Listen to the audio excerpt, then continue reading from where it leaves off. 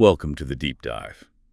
Today we're digging into a really powerful story from these ancient texts you've provided. It's one that honestly still hits hard today, offers some surprising takes on, well, human nature and life's twists, our mission, to kind of unpack how even the toughest times, betrayals, the absolute low points might actually fit into a bigger picture in these texts and what that can mean for, navigating your own life. It's a fantastic story for that. It really shows resilience and purpose showing up where you least expect it.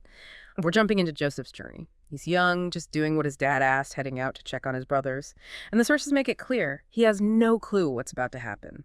Betrayal, a pit, getting sold to a caravan heading to Egypt. I mean, can you imagine? From his view, it must have felt like his whole world was just crumbling, utterly out of control. Yeah, that level of shock, betrayed by your own family, thrown in a pit. It's hard to even fathom. How does the source material suggest someone even starts to deal with that kind of trauma, that sudden chaos? Well, that's where we find our first really deep insight, the idea that there's something else at work, even when things seem shattered. So Joseph's brothers, they were just consumed by jealousy, right? Their first thought, kill him. But then the text you pointed out, Genesis 7:21, it shows Reuben stepping in. He says, let's not take his life. Okay. So even in that dark moment, there's a slight shift, a detour. Exactly, a small intervention, but it changes everything. It hints that maybe, just maybe, even this awful situation isn't totally random. There might be a framework underneath. That's a huge mental shift, isn't it? Thinking that what feels like a disaster could actually be a catalyst. He certainly didn't ask for the pit or slavery. Not at all. But they were key to where he ended up. Reframing it from just bad luck to maybe part of a design. It's powerful. So what's the big takeaway here for us? It powerfully illustrates that these huge setbacks, the things that feel like derailments, they can actually be the very things shaping where you're ultimately meant to go. Purpose can emerge right from the chaos, feeling pain, loss, confusion. It doesn't automatically mean you're abandoned or this is the end. What looks like a massive setback in your life, it might just be the setup for what's next. It's about trying to find that constructive power even in disruption, trusting even when you can't see the path, that the lowest moments aren't wasted. This really echoes the themes in that prayer you mentioned, finding trust when you feel betrayed or alone. That's a really helpful way to look at it, connecting struggles now to maybe a bigger unseen purpose. But let's flip back to the brothers for a second, the ones who caused that setback.